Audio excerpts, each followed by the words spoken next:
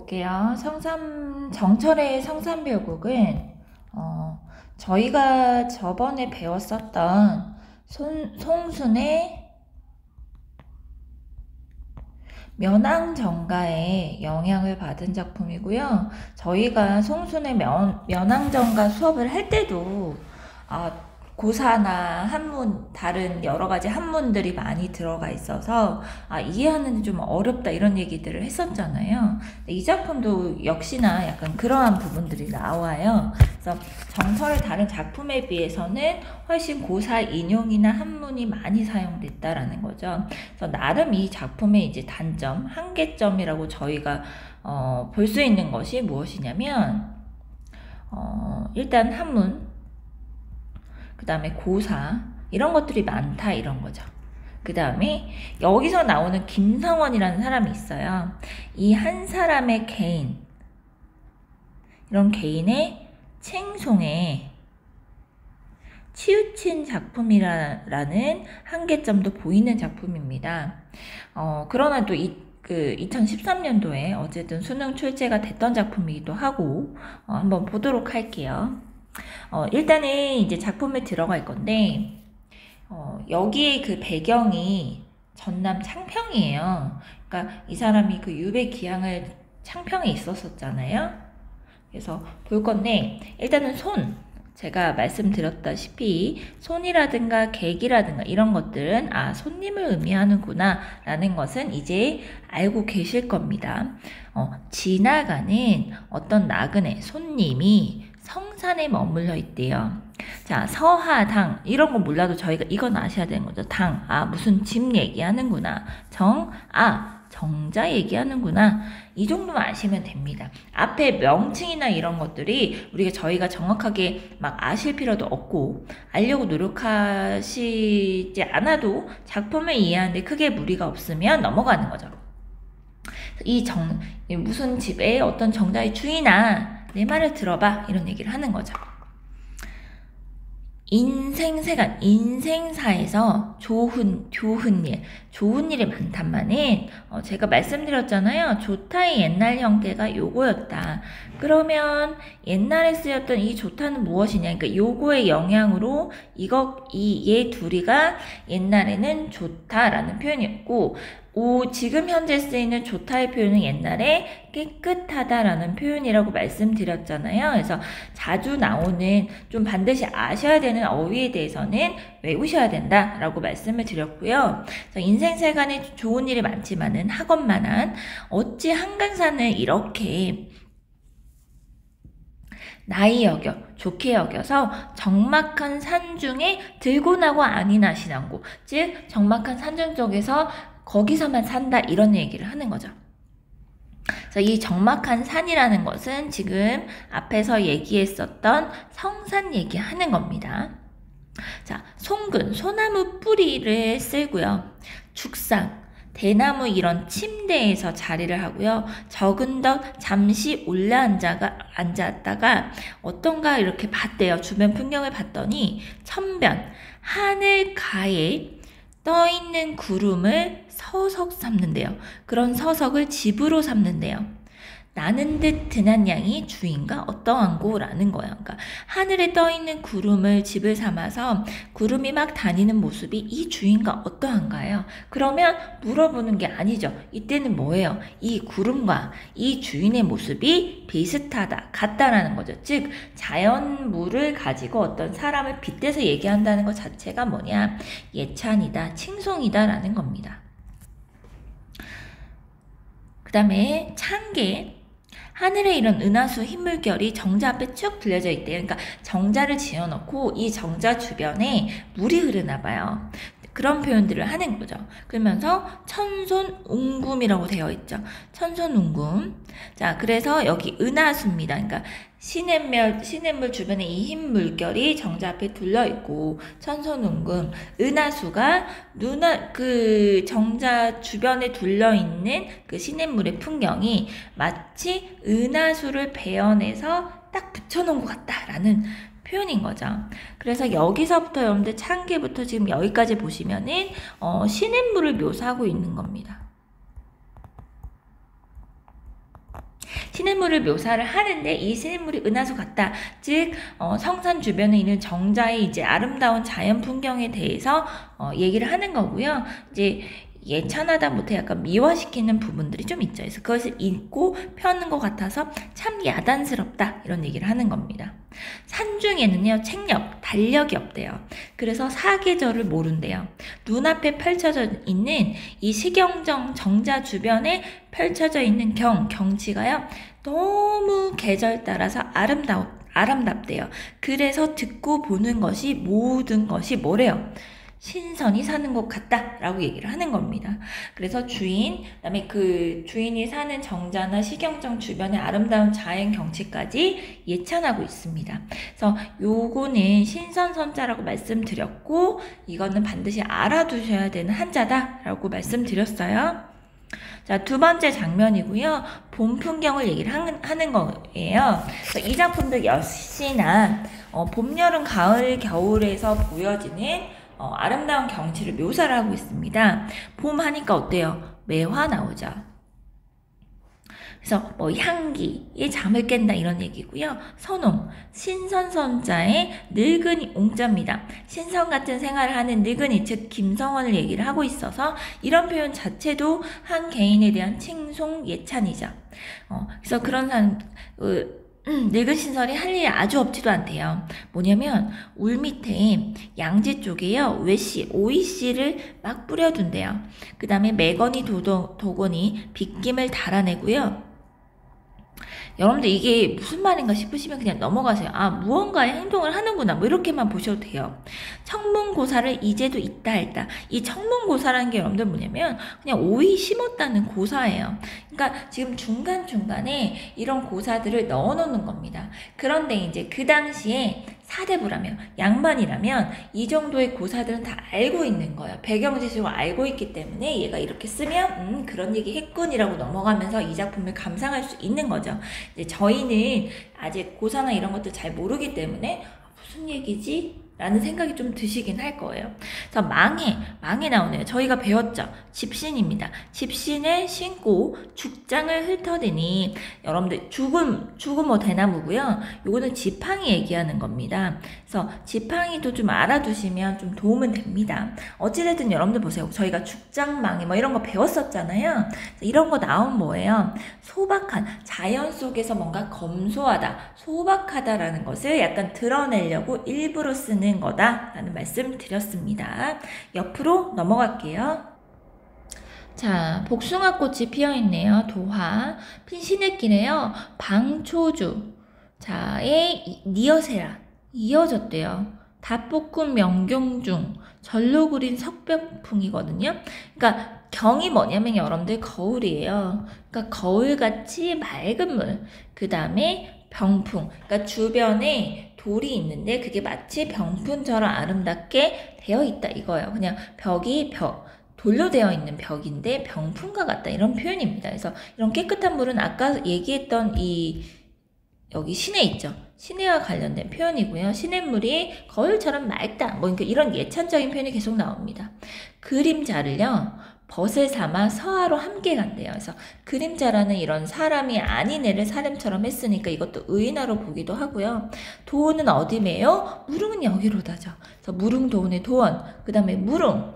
이게 여러분들 보시면 이 도화랑 같이 연결되는 개념이죠. 그래서 무릉도원, 이상향, 별천지, 별세계 이런 말들 드렸었잖아요. 자연 얘기하다가 뜬금없이 도화, 도원, 무릉도원 이런 거 얘기를 하면 자연 경치가 그만큼 이상세계처럼 아름답다라는 예찬적인 표현으로 자주 쓰는 표현이더라 라는 말씀 드렸습니다. 자, 요게 봄의 풍경이에요. 그럼 옆에 넘어가시면 여기 저희가 이제 원문은 나와 있지 않지만 왼쪽에 보시면은 어떤 내용들이 들어있는지 해석은 다 나와 있어요. 그래서 여름에 보세요. 깨꼬리 나오죠. 그 다음에 이제 두건과 삼배옷, 이제 좀 가벼운 옷차림이겠죠. 그래서 이런 내용들이 나온다는 거예요. 여름이니까. 그래서 한여름도 가을처럼 서늘하다. 요게 포인트인 거죠. 여름인데 서늘하고 시원해. 그러면 굉장히 이상적인 거죠. 그래서 이런 얘기들을 한다라는 거고요. 가을에는 여러분들 보세요. 자, 무슨 뭐 수정궁 옥황상제가 산다는 광안전 있죠? 그럼 이런 표현들은 다 뭐예요? 미화시킨 겁니다. 미화시키고 그다음에 낚싯배 그러니까 이거 띄워놓고 경치를 감상을 하고 그 다음에 석양에 애들이 뭐 피리를 불고 그 소리가 난다 이런 얘기를 하고요. 여기서는 단적이라고 나와요. 단적. 짧은 피리라는 얘기고요. 적이라는 게 피리라는 것도 알아두시면 좋습니다. 원문에는 피리라고 안 나와요. 적 뭐 이런 식으로 한자어가 나오니까 이런 피리 소리가 마치 용이 깨어나고 이 소리 때문에 하늘로 솟아오르는 것 같다. 뭐 이런 내용이 중간에 이런 내용이 나오고요. 자, 그 다음에 여러분들 이태백 얘기가 잠깐 나오는데 이태백은 좀 알아두시면 좋아요. 많이 나와요. 이태백은 뭔가 그 사대부들이 추구하는 그 이상적인 인물이라고 보시면 됩니다. 그래서 뭐 이태백이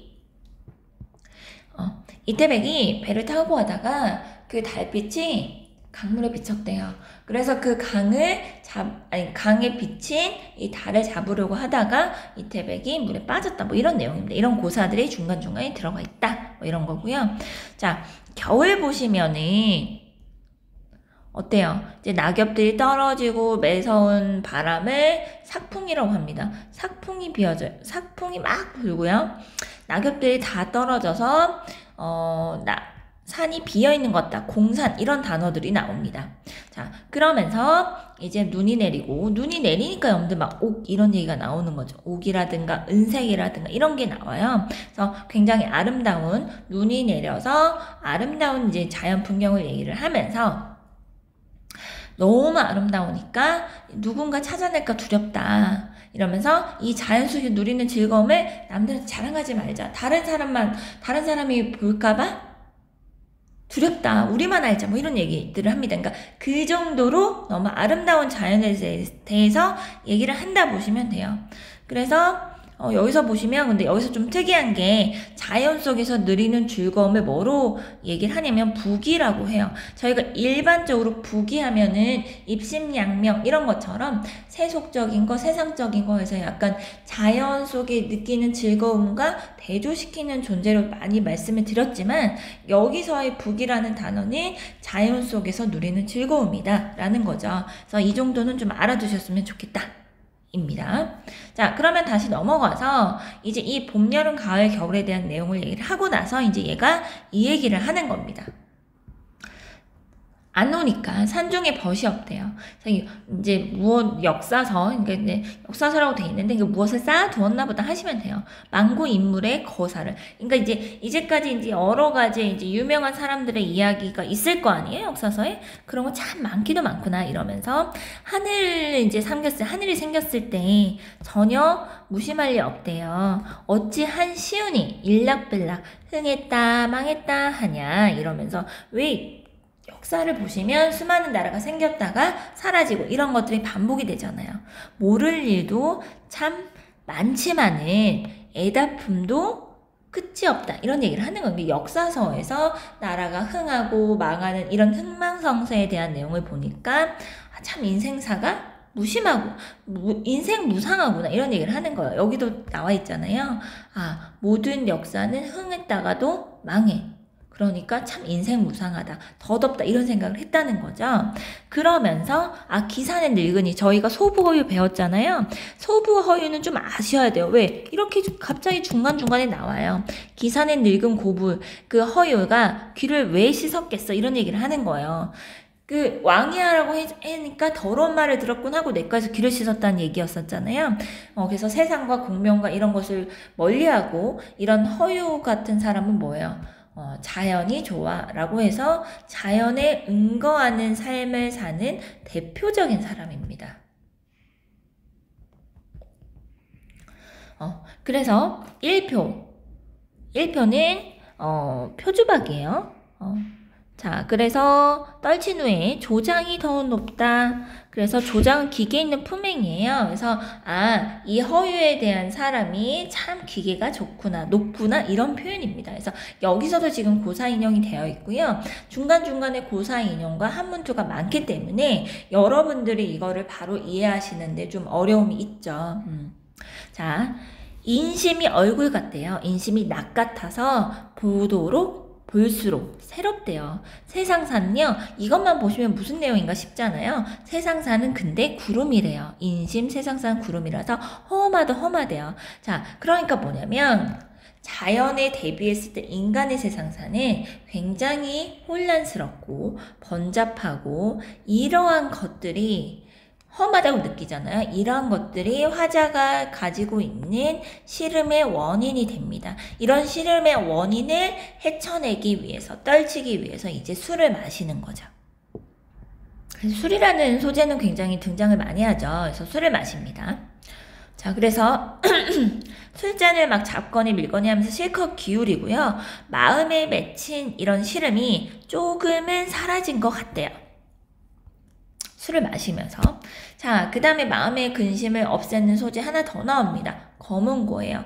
검은고에 이런 실을요, 줄을 얹어서요, 풍입송이라는 것을 막 탔대요. 검은고를 탔다는 거예요. 그래서 이제 풍입송은 참고로 알아두시면 태평생 성대를 기원하는 노래예요. 다른 노래를 부를 수도 있는데 이런 노래를 불렀다 이거죠. 자, 그러면서 손님인지 손인동 주인동 주인인지 다 잊어버렸다. 주인과 손이 하나로 이렇게 술을 마시고 검은고를 타면서 같이 즐겼다. 이런 표현입니다. 장공이 갑자기 학 얘기합니다. 제가 말씀드렸지만 학과 신선은 거의 같은 한 세트라고 말씀드렸죠. 장공이 떠있는 학이 이 골짜기 진짜 신선이래요. 달 아래서 요대 월화 이런 건 그냥 달 얘기하는 건데 달과 관련된 뭔가 신선세계 정도 생각하시면 됩니다. 행여 아니 만나상가 만나지 않았네요. 저 학이. 근데 저 학이 진짜 신선이라고 그랬죠. 손이요. 주인더러 정철이 김성원더러 니로되 그대 그것인가 하노라. 그인가 하노라. 즉 학, 신선 그리고 김성원 다 같아요. 즉 너가 신선이야 이렇게 얘기하는 거죠. 그래서 끝까지 완전 김성원에 대한 개인의 칭송과 예찬을 하는 시다 라고 얘기를 하는 거고요.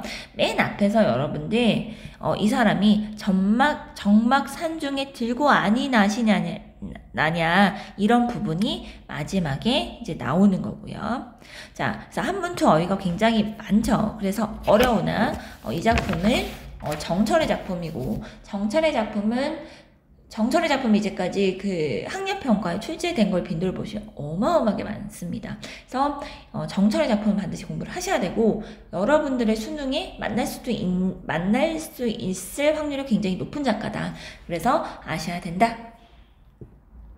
자, 194쪽 넘어가시면 이제 저희가 내용 정리할게요. 자, 사계절에 따른 자연의 아름다운 풍경을 제시하고 있고 이러한 것들은 저희가 정말 많다. 이런 작품들을 말씀드렸습니다. 그래서 화자는 자연에 융합된, 그러니까 자연에 응거하면서 자연과 그냥 조화로운 삶을 그냥 추구하는 것처럼만 보이지만 현실에 대한 미련도 보이죠.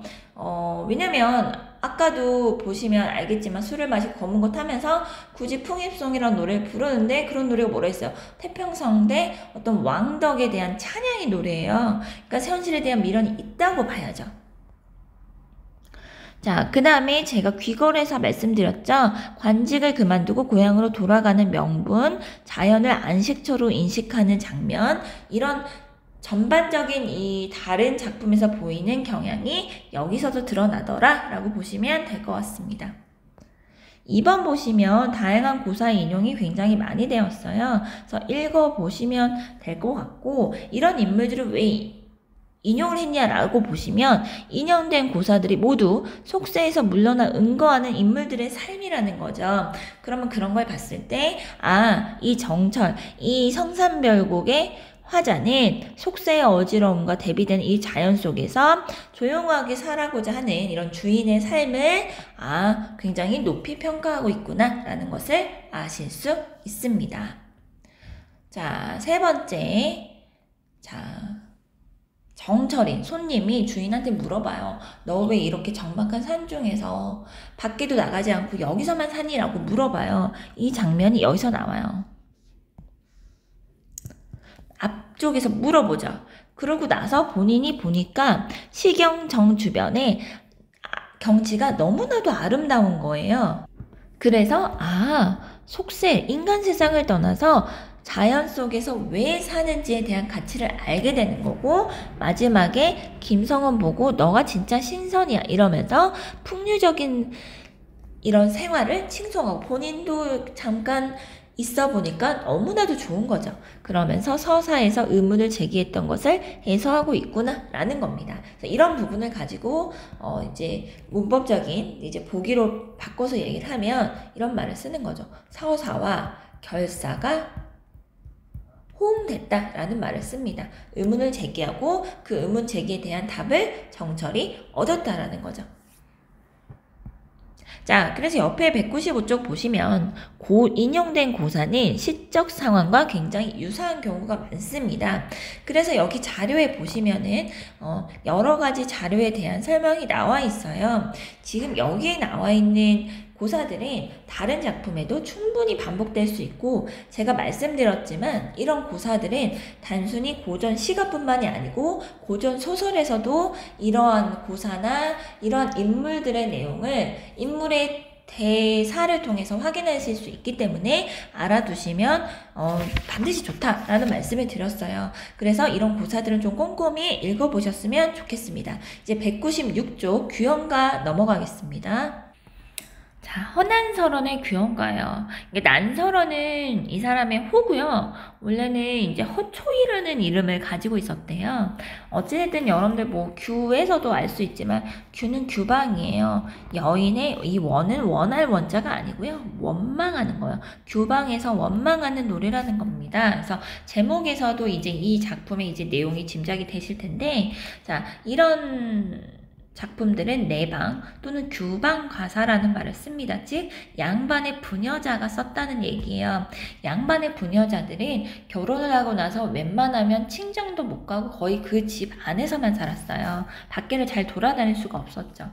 그래서 이게 중세적인 중세의 봉건적 제도 이런 얘기들을 많이 하는데, 이런 봉건적 규범 아래 살았던 사람들이에요. 그러니까 굉장히 구속된, 속박된 여성으로서의 삶을 사는 거죠.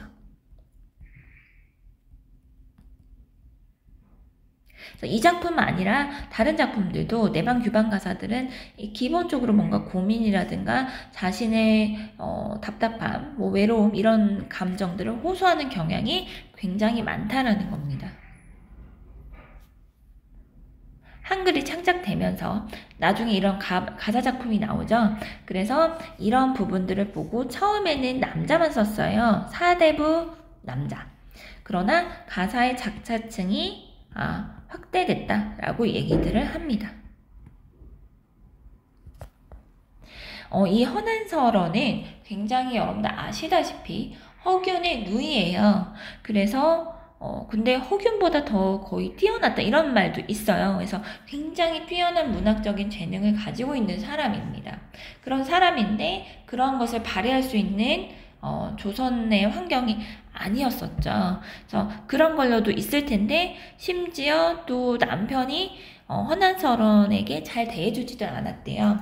그리고 또 시어머니 고부간의 갈등도 있었고요. 나중에 뒤에 곡자라는 작품도 보실 텐데 그 작품을 보시면 알겠지만 심지어 자식들도 2명이나 잃습니다. 그래서 인생이 굉장히 여러분들 너무 처절하고 슬퍼요.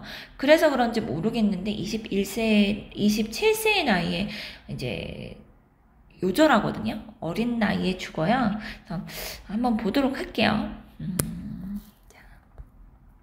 엊그제 젊었는데요. 하마. 벌써 늙어버렸대요. 하마는 여러분들 꽤 많이 쓰이는 단어여서 알아두시면 좋아요. 그래서 벌써 다 늙어버렸대요. 그러니까 여러분들 실제로는 이제 이 사람이 27세에 죽었으니까 늙어봤자 얼마나 늙었겠나 싶은 생각이 드실 거예요. 15살에 결혼해서 27세에 죽어요. 그래서 너무 늙었다 이런 것보다는 이제 자신의 마음이나 이런 것들이 다 이제 상했다 이렇게 보셔도 되겠죠.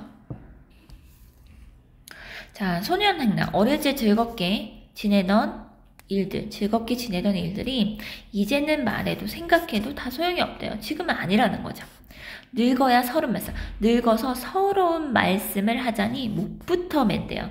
자, 그러니까 이제 서러운 말을 해보겠다는 거죠. 그러니까 앞으로 전개될 내용을 암시해주고 있는 거고요. 자, 이제부터 서러운 말이 시작이 됩니다. 부생모욕. 부모님이 나를 낳아주셨어요. 신공. 그런데 기르는데 몹시 고생하셨어요. 매운 고생이죠. 그래서 이내 몸을 어쨌든 힘들게 길러주셨어요. 그래서 내가 공우배필, 높은 벼슬을 가진 사람 짝은 안 바라도 군자오고 좋은 훌륭한 남자의 배필을 원했대요. 이때는 원할 원자입니다. 그런데 삼생의 원업이래요. 저희가 그 옛날에는 막 이렇게 전생, 지금 현생, 후생 막 이런 게 있었거든요. 그래서 원업, 이때는 원망할 원자죠. 원망스러운 업보가 있었는지 월화노인이라는 이제 그런 전설 속에 있는 사람이에요. 그런 사람이 부부의 연을 맺어줘가지고요. 어떤 사람을 만났냐면 장안에서 놀고 다니는 경박자, 가벼울 경자입니다. 그러니까 가볍고 놀기 좋아하는 사람을 만나버렸대요. 그래도 시집 막 왔을 때는 꿈같이 만났대요. 그래서 그런 사람을 만나니까요. 어때요? 마음이 살얼음을 디디는 것처럼 맨날 신경 쓰고 불안했었대요. 지금 보시면 굉장히 힘든 상황이 나옵니다. 자, 사무이팔이에요. 여러분들에서 삼생 이런 거는 여기에 뭐가 들어가는 거냐면 다시 태어난다라는 불교의 윤회 사상이 있고요. 월화노인의 연분으로 이렇게 만났다. 이런 걸 통해서 여러분들 어쩔 수 없는 운명론적 사고, 숙명론적 사고, 태도 이런 것을 저희가 알 수 있습니다. 자, 그래서 3호28이에요. 이제 막 시집을 갔으니까 15살, 3호 15죠. 28이면 16이죠. 그래서 15, 16은 이제 결혼을 했잖아요. 그래서 그때는 천연여제, 타고난 아름다운 모습이 있었다는 거죠. 15, 16이니까. 그래서 이 얼굴, 이 태도로 100년 기약을 하자 했대요. 그러니까 맨 처음에 결혼할 때는 그 남편이 자신을 좀 사랑해줬다는 거죠. 그런데 세월이 영광이 훌훌하대요. 세월이 막 지나가 버리고요. 조물주가 나를 시기한 모양인지 시기했는지 봄바람 가을물이요. 그러니까 봄바람 가을 하면은 이렇게 한 해가 지나가는 시간이잖아요. 그게 배울이 북 지나갔대요. 근데 그 배틀자 하는 거 있잖아요. 옛날에는 이렇게 이제 실을 만들어서 배틀을 이렇게 짰단 말이에요. 배틀이 왔다 갔다 하거든요. 그게 굉장히 빨리 지나간단 말이에요. 그래야 빨리 이렇게 해야지 이게 옷감을 짤 거 아니에요. 옛날엔 기계가 없으니까 직접 짰어요. 그러니까 그렇게 빨리빨리 하듯 세월이 많이 흘러가 버렸다라는 비유적인 표현입니다. 그러면서 설빈환, 아름다운 이런 고운 머리, 그 다음에 아름다운 얼굴이에요. 이런 거 다 어디 두고 면목 가증이 되어버렸냐. 그러니까 밉상스러운 미운 얼굴이 되어버렸다라는 내용을 얘기를 하는 겁니다. 보기 싫은 얼굴이 되어버렸다. 그래서 과거와 현재를 대조시키고 있습니다. 그래서 내 얼굴을 내가 봤더니 어느 님이 나를 괴다 사랑해 주겠느냐 이런 얘기를 하는 거죠. 스스로 참견해, 스스로 부끄러우니까요. 누구를 원망하겠느냐는 거예요. 그래서 뭐뭐 하겠느냐, 뭐뭐 하리. 여러분들 이런 거 보시면 어때요? 서리적인 표현이면서 자신의 신세를 한탄하고 있어요. 자탄하고 있습니다. 자, 이 부분이 여러분들 기승전결의 기라고 보시면 돼요. 그러니까 이 부분에선 여러분들 뭐예요? 자, 결혼했어요. 출가했어요. 출가하면서 자신의 삶을 회상해 봤어요. 그 다음에 늙었어요. 늙은 자신의 신세를 한탄하고 있는 것이 기의 부분입니다.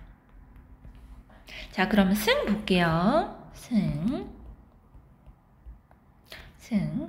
자, 이제 남편에 대한 이제 비판이 이제 엄청 이어집니다. 3, 3, 5요. 야유어는 기생집입니다. 세 사람. 그러니까 뭐냐면 새로운 기생이 생겼나? 이런 얘기를 하는 거예요. 그러니까 이제 이런 이제 새로운 기생 이런 것들이 다 장애물이죠. 화자 입장에서는 남편이 자신에게 오지 못하게 하는 장애물이라고 보시면 됩니다. 꽃피고요. 날 저물 때 정처 없이 나간대요. 호사스러운 옷차림을 한다는 거죠. 뭐요? 백마. 하얀색 말이에요.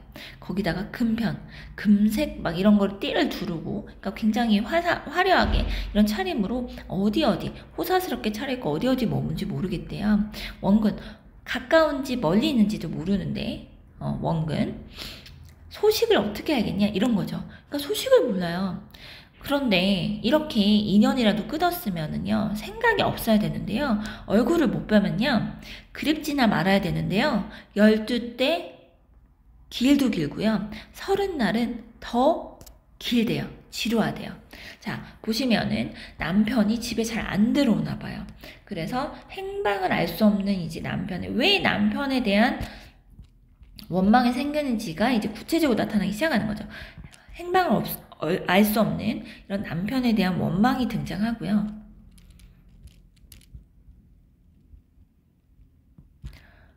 하루도 12대가 있고 한 달도 30날이나 있다는 거죠. 그래서 화자가 외롭고 남편을 기다리는 처지를 숫자로 더 구체화시켰을 때 남편을 기다리는 화자의 외로움, 쓸쓸한 이러한 정서가 심화되겠죠. 그러니까 어찌됐든 자 남편이 집에 잘 들어오지 않아요. 그러나 나는 남편이 그리워요. 그러니까 더 슬픈 거죠. 자 197쪽 넘어가시면 옥창, 사창, 무슨 뭐 규방 이런 것들은 다 여인이 거처하는 방이구나 하면 되세요. 창문이긴 한데 자 창밖에 옥창에 심근 매화가 몇 번이나 피었네요. 자 그럼 몇 번이나 피었다. 매화는 봄을 상징한다고 말씀드렸어요. 그러면 봄이 여러 번 지났다는 것은 여러 해가 지났다는 얘기가 되겠죠. 그러니까 남편이 집에 안 들어온 지 이미 여러 해가 지났다는 얘기예요. 이런 표현을 통해서 남편이 집에 들어온 지 돌아오지 않은 지 여러 해가 지났다. 겨울밤은 차고요. 그래서 자국눈, 그러니까 이게 자국눈 뭐냐면 눈이 조금만 와서 그냥 발자국이 남을 정도의 눈이었대. 그런 눈이 섞어치고 여름날에는 길고 긴데 막 구준비가 내렸대요. 그러니까 여름들 뭐냐면 이제 이런 대구적인 방법을 통해서 뭐냐면 겨울밤인데 눈이 막 섞어치고 여름인데 비가 불고 그러니까 그냥 좋지 않은 날씨를 얘기를 하는 거죠. 거기다가 자 이런 상황이에요. 자 삼춘화류예요. 자 봄이 한 3월 되잖아요. 그러니까 봄이 한 3월 정도 되는데 꽃이 피고 막 버들이 피는 버드나무가 있는 시절 좋은 시절에 겨울 그때 여러분들 봄 경치는 굉장히 아름답겠죠. 그런 아름다운 경치가 시름이 없대요. 아무런 감동이 없대요. 왜? 아름다운 경치가 소용이 없어요. 왜? 나는 시적 화자가 처한 상황이 뭐예요? 남편이 없어요. 부재해요. 그러니까 아름다운 경치도 본인한테는 필요가 없는 거죠. 나는 너무 슬프니까, 쓸쓸하니까 이미 있어야 좋은 건데. 가을달 방이에요. 실소는 여러분들 가끔씩 나오거든요. 좀 알아두시면 좋을 것 같아요. 귀뚜라미입니다. 귀뚜라미가요, 막 자기가 자고 있는데, 침대 쪽에서 이렇게 누워서 자고 있는데 귀뚜라미 소리가 막 들린대요. 그러니까 보통 여러분들 가을하고 귀뚜라미 이 세 소리 같이 짝을 이어서 좀 나오거든요. 귀뚜라미라고도 나오고 하는데 이제 보통 이제 가을에 뭔가 쓸쓸함을 얘기할 때 얘기를 하긴 해요. 근데 어쨌든 이미 없어서 누워있는데 귀뚜라미 소리가 들리니까 슬프군. 뭔가 더 쓸쓸하군. 뭐 이 정도 생각하시면 됩니다. 그래서 긴 한숨, 지는 눈물에요. 속절없이 생각만 많다라는 거죠. 그러니까 이런 귀뚜라미가 화자의 이렇게 눈물, 한숨 이런 거 보니까 정서가 나오잖아요. 화자의 정서를 심화시켜 준다라는 거죠. 안 그래도 심란한데 더 심란하게 만든다. 뭐래요? 그래서 아마도 모진 목숨 죽기도 어렵대요. 뭐 이런 얘기들을 하는 거죠. 자, 그래서 이런 부분을 가지고 여기까지가 보통 이제 승으로 봅니다. 승. 그래서 승의 내용은 보시면 알겠지만 남편이 돌아오지 않아요. 그걸로 인해서 원망의 감정, 그리고 그리움, 슬픔, 적적함 이런 것에 대한 내용이 승이죠. 자, 전입니다. 그래서 승은 방금 보셨다시피 임에 대한 원망이 가장 이제 두드러지게 등장한다라고 보시면 되죠. 근데 원망은 뒤에서도 이어지긴 합니다. 자, 도로여 풀쳐내니 자, 막 생각을 해봤대요. 어떻게 해야 되나 나는. 청등 이제 그 밤에 불 켜는 등을 들고요. 녹기 금인데요. 녹색으로 이렇게 뭐 색칠을 했나봐요. 그래서 이 금이 검은 겁니다. 그래서 얘도 아시면 좋아요. 그래서 말씀드렸다시피 고전 시간에 자주 반복되는 한자어는 약간 필수적으로 딱 봤을 때 뭐 한자를 쓰지는 못해도 요게 무슨 한자다 정도는 아시면 훨씬 고전 시간을 이해하는 데 도움이 되신다고 말씀드렸어요. 검은 거를 이제 이렇게 비스듬히 안아서 이제 곡조를 타는 거예요. 그러니까 뭐냐면 이미 없잖아요. 밤에 잠이 안 와요. 그래서 이제 화자가 적적하니까 이런 외로움을 달래기 위해서 검은 고를 타는 거죠.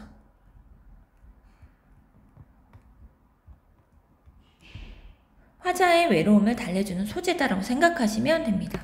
그래서 검은 고를 타는데 병년아라는 한곡조인데요.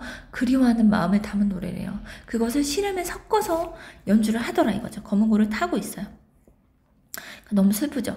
자, 소상아우 뱃소리 섰떠는 듯 화표천년의 벼락이 울리는 듯이에요. 여러분들 그냥 이거는 고사 인용이거든요. 그래서 아래 나와 있는데 뭐 남녀의 슬픈 이별이라든가 그 다음에 무슨 학이 되어서 천년 뒤에 왔더니 자기가 아는 사람들이 다 없어져서 슬프다든가 아무튼 슬프다는 얘기입니다. 아까도 저희 보셨잖아요.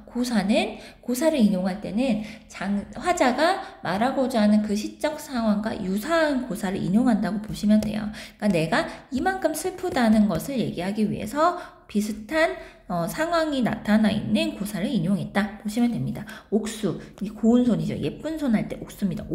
옥이잖아요. 옥. 자, 그래서 수단에 이 타는 나의 그 검은 거의 옛날 제주에 그 옛날에 잠시 남편과 같이 즐겼던 모습들이 남아있다는 겁니다. 그래서 부용장은 뭐냐면 여인이 거처하는 것에 장막, 커튼 정도 생각하시면 돼요. 이 적막한데 내가 이렇게 정말 검은 거를 잘 타도 아무도 없는데 그걸 누가 듣겠냐 이런 얘기를 하는 거예요. 그러면서 간장이 구곡돼야 굽이굽이 끊쳤어라 이겁니다. 구곡간장이라는 말도 써요. 이제 이게 순서가 좀 바뀐 거죠. 그래서 이게 구곡간장이 뭐냐면요. 여러분들 저희 창자 있죠. 창자가 굽이굽이 이런 상자의 모습을 가지고 뭘 비유를 하는 거냐면 시름이 겹겹이 시름이 쌓인 이 마음을 비유를 합니다. 그러니까 시름이 쌓여있는 표현을 저희가 그 뱃속에 창자가 쌓여있는 것과 비유하는 거예요. 그러니까 그만큼 뭐냐 나의 마음이 애끓는 마음이다. 나는 너무나도 힘들다. 이런 것을 창자의 비유를 좀 합니다. 그래서 알아두시면 좋습니다. 자, 그래서 전의 내용은 여러분들 뭐예요? 검은 거예요. 검은 거를 타면서 뭘 하려고 했냐? 화자의 이러한 외로움, 슬픈 마음을 달래려고 했다. 안 달래지겠죠? 왜? 이미 없어서 생긴 시름인데 여전히 내 옆에는 이미 없거든요. 자, 결입니다. 이제 거의 끝이 왔어요. 차라리요, 안 되겠다. 잠을 자서 꿈에서나 현실 속에서는 이미 집에 안 들어오니까요. 임을 못 만나니까 꿈에서라도 임을 만나겠다 싶었대요. 그런데 바람에 막 떨어지는 잎과 풀 속에 우는 이런 벌레 때문에요. 무슨 일이 원수여서 나의 잠을 깨운지 모르겠대요. 즉 꿈속에서도 만나려고 했는데 잠을 못 자게 만드는 거죠. 그래서 이런 애들이 방해물이었고 잠도 못 자게 하더라 이거죠. 그러면서 천상에 하늘 위에 있는 견우와 직류는 은하수가 박혀있대요. 그래도 얘네들은 뭐래요? 1년에 한 번은 만나더라 이거예요. 7월 7일 1년 1도 1년에 한 번은 실기치 그것을 약속을 어기지 않더래요. 견우와 직녀는 1년에 한 번은 만나던데 우리님은요 1년에 한 번 보기도 어렵대요. 그래서 무슨 약수가 가렸대요. 약수는 여러분들 전설의 강인데요. 그냥 여러분들 보시면 도저히 건널 수 없는 강이다라고 생각하시면 됩니다. 그러면 다른 작품에서도 나와요. 약수가 나와요. 임과 나 사이에 약수가 있어. 도저히 건널 수 없는 강이야. 즉 임과 화자와 만날 수 없는 얘도 장애물이라고 생각하시면 됩니다. 그래서 가렸는지 오거나 가거나 소식이 끊쳐서 그러니까 임의 소식을 도저히 알 수가 없다. 뭐 이런 내용입니다. 그래서 이 견우와 직녀와 그 다음에 우리 님의 상황은 어때요? 대조가 되는 거죠. 얘네들은 1년에 한 번이라도 만나지. 나는 지금 몇 년이 지날 동안 임을 못 봤다는 거죠. 남편을 못 봤어요. 난간에 비껴서서요. 님과 신대를 발았대요. 문 있는 데를 나갔던 데를 봤나 보죠. 그랬더니 풀잎 이슬 초로는 맺혀 있대요. 그러면 여러분들 이게 이렇게도 보실 수 있죠. 실제로 풀잎에 이슬을 맺힐 수도 있어요. 화자가 울고 있어서 이 눈물 어린 눈으로 보니까 풀잎에 이슬이 맺힌 것처럼 볼 수도 있겠죠. 그래서 이걸 가지고 화자의 눈물로 해석하는 경우도 있습니다. 자, 모은 이제 저희가 뭐는 몰라도 이건 알죠. 아, 그냥 구름이 지나가는군 보시면 됩니다. 대나무숲 중림을 알잖아요. 숲을 푸른 곳에요. 새소리가 들려요. 새소리가 서럽대요. 자, 그럼 여러분들 얘는 뭐예요? 감정이입 된 거예요. 왜? 새는 그냥 울 뿐이에요. 그게 서럽게 들리는 것은 화자의 마음이 서럽고 슬프니까 이렇게 들리는 거겠죠. 그래서 이렇게 뭔가 바라보는 이런 풍경과 화자의 이런 정서가 지금 같이 흘러가는 모습들이 등장합니다. 세상에 서러운 사람이 수없다, 많다고 하지만은 박명한, 기구한 뭔가 운명에 있는 이게 박명은 기구한 운명이에요. 홍화는 이제 이런 젊은 사람은 날 같은 사람이 또 있겠어. 나 같은 사람밖에 없을 거야. 아마도 이님의 지위로, 이님의 탓으로 나는 살똥말똥하여라 이거예요. 그래서 자조적인 거, 임에 대한 원망이 나타나는 작품이 규원가입니다. 굉장히 처절하고 슬프고 뭐 그렇죠. 규원가. 자, 작품 정리할게요.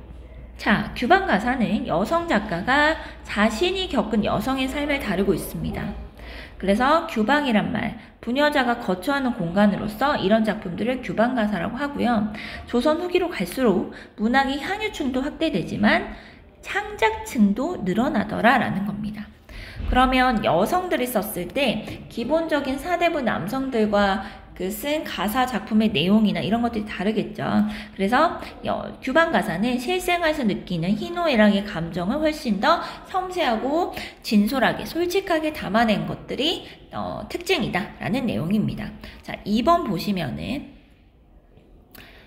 섬세한 감정의 표현을 어떻게 나타내냐 이거예요. 자, 실소리라든가 새소리를 통해서 외로움의 정서를 잘 표현하더라. 자연 배경을 통해서 쓸쓸한 감정을 강조하더라. 화자와 임 사이를 방해하는 이런 장애물을 통해서 오히려 그리움을 심화시키더라. 그리고 이 작품은 허난설원은 워낙 문학적 재능이 뛰어났던 사람이기 때문에 고사나 비유를 통해서 자유자재를 활용하면서 훨씬 문학적인 완성도가 높았던 작품이었더라 라는 내용입니다.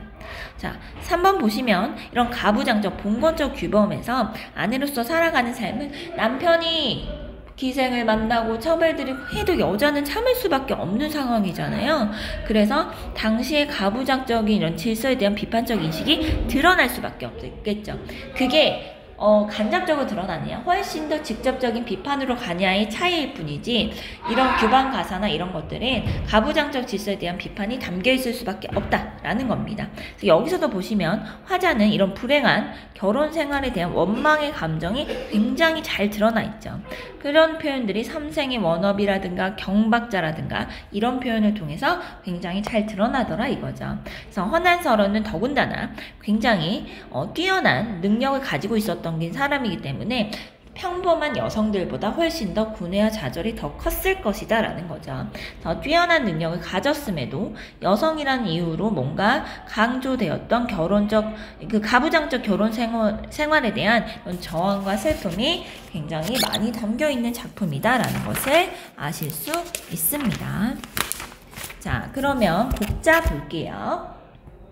자, 곡자는 보시면 얼마나 허난설원이 슬픈 삶을 살았는지가 여러분들 나와요. 그래서 아까 말씀드렸다시피 일단 여기서는 자식의 죽음이 나와요. 자식의 죽음만 해도 굉장히 인생이 힘들잖아요. 그쵸? 자식을 앞세웠다는 표현을 쓸 정도로 너무나도 부모의 입장이라면 굉장히 마음이 아프겠죠. 자, 그래서 여러분들 보세요. 지난해 귀여운 딸 아이를 여였대요. 근데 올해는 사랑하는 아들을 잃었대요. 서럽겠죠. 서럽다는 감정을 강조하고 있죠. 그런데 광릉 땅이래요. 그러니까 아이들이 이제 무덤이 있는 곳이 광릉이란 곳인가 봐요. 그래서 두 아이가 죽어서 두 무덤이 나란히 마주하고 있대요. 사시나무에는 쓸쓸한 바람이 불고 도깨비불이 희미하게 빛난대요. 그러니까 여러분들 보세요. 어때요? 굉장히 황량한 무덤 주변의 황량한 분위기를 묘사하고 있습니다. 지전, 종이돈을 살라서요, 너희 넋을 부르면서요, 무덤의 술잔을 따르며 제를 울린대요. 그러니까 제사를 지내는 옛날의 방식입니다. 너희 넋이야 오누이인 줄 알고 밤마다 서로 어울려 놀겠지요. 그나마 불행 중 다행인 것은 둘이 같이 어울릴 대상이 있다는 거예요. 너무 슬프죠. 자, 그래서 비록 아기를, 자 보세요. 이미 죽은 너희의 넋에 오누이가 있어요. 지금 뱃속에 아기가 있나 봐요. 아기를 다시 가졌대요. 그렇지만 어찌 잘 자라길 바랄 수 있겠냐, 이런 얘기를 하는 거죠. 새로운 생명이 있어요. 대비되죠. 자, 이미 죽어버린 생명, 그리고 찾아올 새 생명을 통해서 너무나도 이 엄마의 마음은 슬픈 겁니다. 황대사라는 거예요. 고사를 인용했죠. 부모의 잘못으로 자식이 죽었다는 고사를 인용을 하면서 애끓는 피눈물에 목이 맨대요. 너무나도 나는 슬프다 라고 얘기를 하는 겁니다. 자, 작품 두 번째는 보시면 사친의 신사임당입니다. 보시면 이건 무슨 내용이에요? 먼 고향, 즉 친정 얘기하는 겁니다. 가고픈 마음은 오랫동안 꿈속에 있는데 자신의 현실은 못 가는 거죠. 그래서 달을 봐도 외로운 둥근 달 같고요. 경포대의 바람, 백로 이런 얘기들을 하면서 뭐라 그럽니까? 강릉을 떠올리는 거예요. 자신의 친정이 강릉이에요. 그래서 강릉 땅을 언제 봐서 색동옷 입고, 그러니까 색동옷은 뭐예요? 어릴 때 입는 옷이죠. 어릴 때 자기가 있었던 친정에서 지내던 과거를 회상을 하는 내용이라고 보시면 될 것 같습니다. 옆으로 넘어갈게요. 자, 그래서 이 작품은 어린 딸과 아들을 차례로 읽은 비극적인 상황을 묘사하고 있다. 쓸쓸한 배경, 고사 인형을 통해서 슬픔의 정서를 강조하고 있더라라는 거죠. 그래서 자식의 죽음이 자기의 탓이라고 이런 자책하는 이런 정서가 비극적인 정서를 훨씬 고조시키고 있겠다라는 내용들을 살펴보실 수 있습니다. 유민타는 굉장히 간단하긴 한데 다음 시간에 보도록 할게요.